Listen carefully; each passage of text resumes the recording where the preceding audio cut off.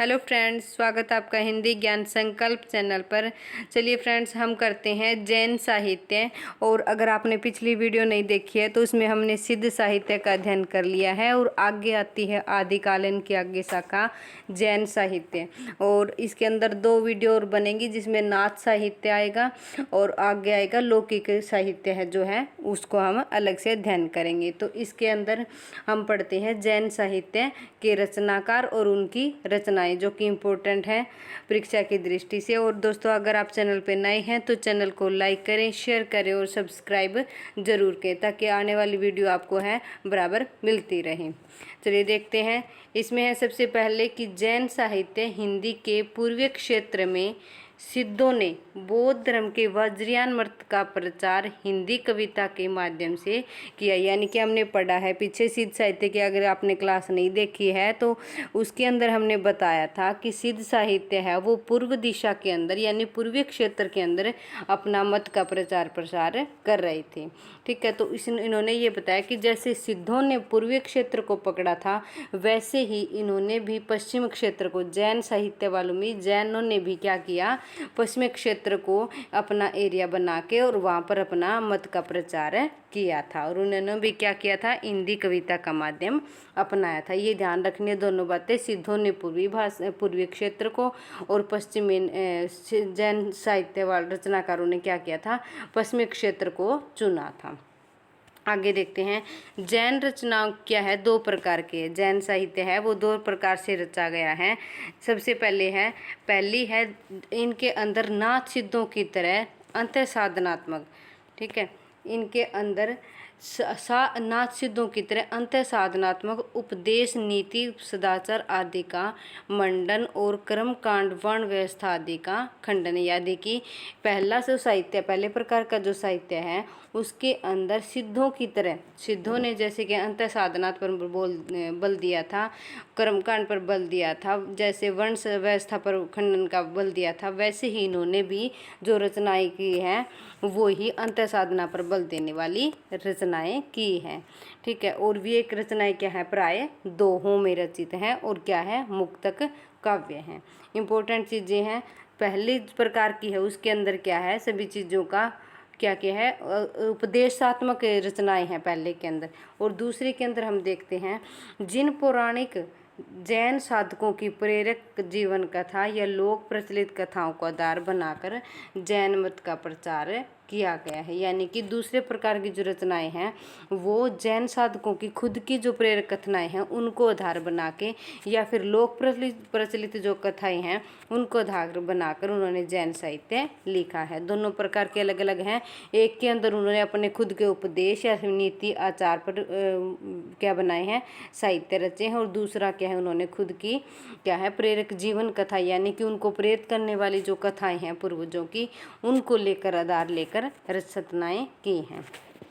आगे है जैन साहित्य के प्रमुख कवियों में शंभु, पुष्पदंत, धनपाल, जिनदत्त, हेमचंद्र, सोमप्रभ और मेरुतुंग आदि मुख्य कवि माने जाते हैं। कौन से सबसे पहले है शंभु, पुष्पदंत, धनपाल, जिनदत्त सूरि, हेमचंद्र, सोमप्रभ और मेरुतुंग। ये जो है इम्पोर्टेंट कवि है, जो महत्वपूर्ण है हमने हिंदी की दृष्टि से, वो मैंने इसके अंदर ऐड किए हैं। बाकी के जैन साहित्य के अंदर बहुत सारे कवि आते हैं।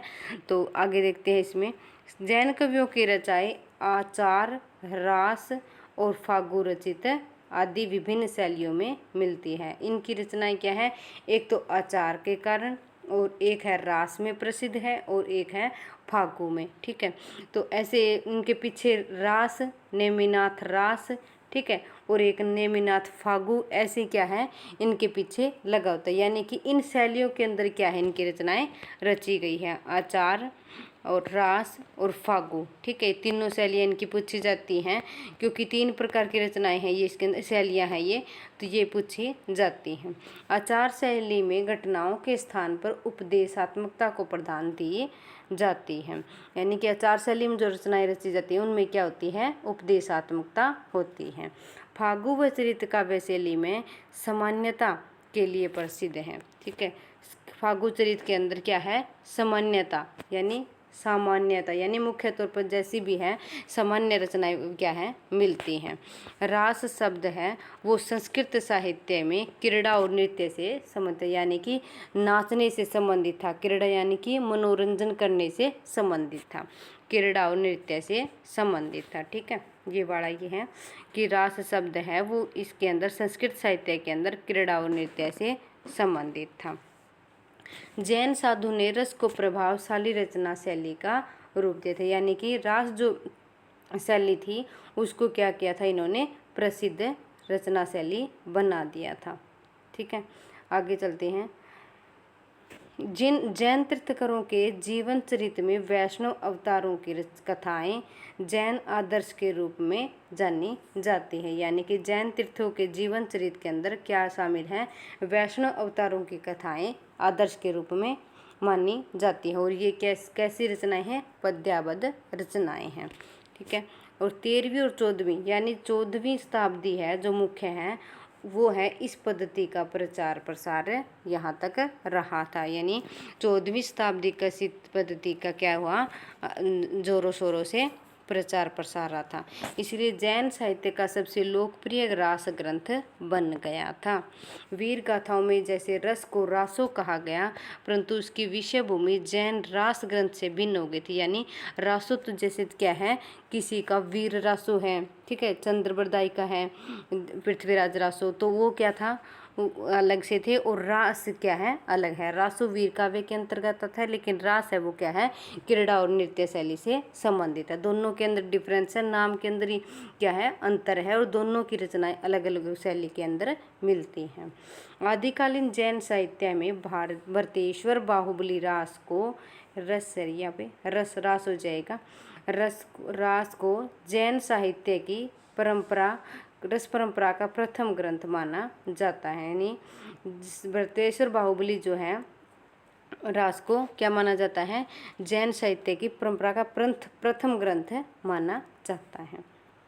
इसकी रचना है वो 1184 के अंदर किसने की थी, शालिभद्र सूरि ने की थी। पर पूछी जाती है कि पहली रचना कौन सी है जैन साहित्य की, तो भरतेश्वर बाहुबली और रास हो जाएगा। आदिकालीन जैन साहित्य की रचनाएं देख लेते हैं अब कौन सी हैं।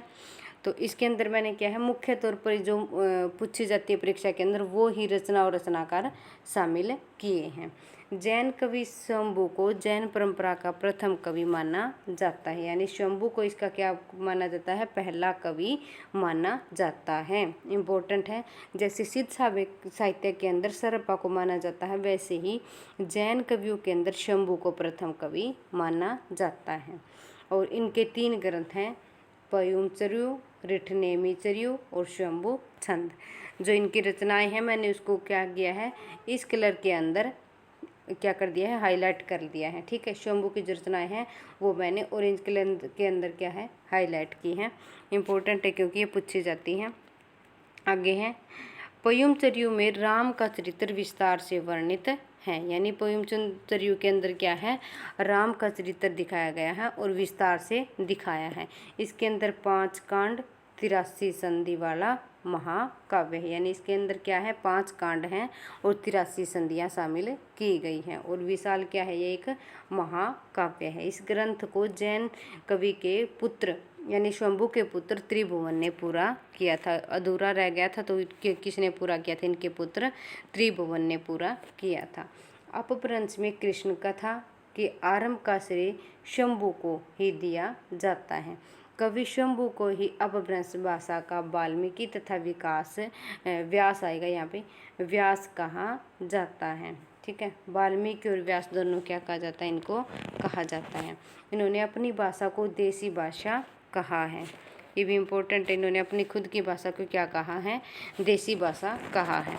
आगे आता है श्रावकाचार। ठीक है, पहला है शंभु, उसके बाद में आ जाएंगे श्रावकाचार जो कि जैन रचना मानी जाती है। श्रावकाचार नामक रचना है वो किसकी है, देवसेन नामक कवि की रचना है। ठीक है, ये गलत हो जाएगा, यहाँ पे क्या आ जाएगा, देवसेन कवि आ जाएगा, जो कि हम पीछे पढ़ चुके हैं। ये हम सिद्ध काव्य के अंदर पढ़ के आए हैं। तो इसके अंदर है कि 1933 ईस्वी के अंदर इसको क्या है रचा गया था, और ये अच्छे कवि तथा उच्च कोटि के चिंतक थे। अपभ्रंश में इनका है जो काव्य है दब सहाय प्रयास, इंपॉर्टेंट है ये। क्या नाम है इसका? दब सहाय प्रयास नामक काव्य लिखा था। किसका है? देवसेन का। इंपॉर्टेंट है ये, नेट के अंदर पूछा गया है। और इनकी अन्य रचनाएं हैं वो लघुनयन है और लघुनयन चक्र है और दर्शन सार है। आगे है भरतेश्वर बाहुबली रास है, वो इस रचना ग्रंथ की रचना है वो क्या है? पीछे पड़ के हम शालिभद्र सूरी ने की है। और ये क्या है? जैन साहित्य की रास परंपरा का प्रथम ग्रंथ है। इस ग्रंथ में भरतेश्वर और बाहुबली का चरित्र वर्णन है। और कितने छंद है इसके अंदर? 205 छंद है। और क्या है? ये खंड काव्य है। ठीक है, खंड काव्य है, इंपॉर्टेंट है। जो हम पीछे पढ़ के हैं महाकाव्य, और ये क्या है? एक खंड काव्य। चंद्रमाला रास है आगे, आस्कू कवि की है। ये भी गलत हो गया, सॉरी टाइपिंग में मिस्टेक हो जाती है ये।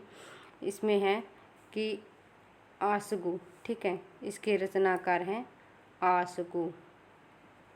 इसको आप ऐसे की ट्रिक से याद रख सकते हैं कि हम आशा करते हैं कि चंदन काला तिलक लगाएंगे। ठीक है, चंदन वाला रास। ठीक है, ये वाली ट्रिक आप लिख भी सकते हैं कि आस करते हैं, आशा करते हैं कि चंदन वाला तिलक लगाएंगे।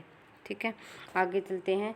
1200 ईस्वी के आसपास इसका समय माना जाता है। इनका समय क्या माना जाता है? 1200 ईस्वी के आसपास। और कवि ने इसके अंदर भाव सौंदर्य का मनोहर वर्णन किया है। और लघु कथानक पर ये क्या है? आधारित है। ठीक है, आगे चलते हैं। स्थूलीभद्र रास, इसकी रचना है क्या? कब की गई थी? 1209 ईस्वी में की गई थी। आगे रचना है रेवंत गिरी रास, ये किसकी है? विजयसेन सूरी की रचना है। और इस काव्य में तीर्थकर नेमिनाथ की प्रतिमा, यानी कि विजयसेन सूरी ने नेमिनाथ की प्रतिमा और रेवंत गिरी तीर्थ का वर्णन इसमें किया है। यात्रा और मूर्ति स्थापना की घटनाओं पर यह रास वास्तुकला सौंदर्य का भी आकर्षण माना जाता है, क्योंकि इसके अंदर प्रतिमा और रेवंत गिरी तीर्थ का वर्णन है, इसलिए इसके अंदर क्या कहा है? वास्तुकला सौंदर्य का वर्णन क्या क्या है? इसमें आकर्षण मिलता है। आगे है नेमिनाथ रास, इसके रचयिता है सोमती गणी। और ये कब की है? 1213 ईस्वी में रची गई है। और 58 छंदों के अंदर ये रचना की है। इसमें कवि ने नेमिनाथ का चरित्र है वो सरल शैली में वर्णित किया है। ठीक है, नेमिनाथ का चरित्र है वो क्या किया है? सहज शैली में वर्णित किया है। नेमिनाथ के प्रसंग में श्री कृष्ण का वर्णन इस काव्य का क्या है? श्री कृष्ण का वर्णन। ठीक है, नेमिनाथ के प्रसंग में श्री कृष्ण का वर्णन है वो इस काव्य का विषय है। और इस रचना की भाषा है वो अपभ्रंश से प्रभावित राजस्थानी हिंदी है। आगे आते हैं हेमचंद्र। हेमचंद्र भी बहुत बार क्या है? यूजीसी नेट की परीक्षाओं में पूछे जाते हैं। हेमचंद्र का जन्म है वो 1088 ईस्वी में हुआ था। और अपने समय के सबसे प्रसिद्ध क्या थे? जैन आचार्य कवि थे। इन्हें प्राकृत भाषा का पाणिनि भी कहा जाता है, यानी प्राकृत का पाणिनि किन्हें कहा जाता है? हेमचंद्र को।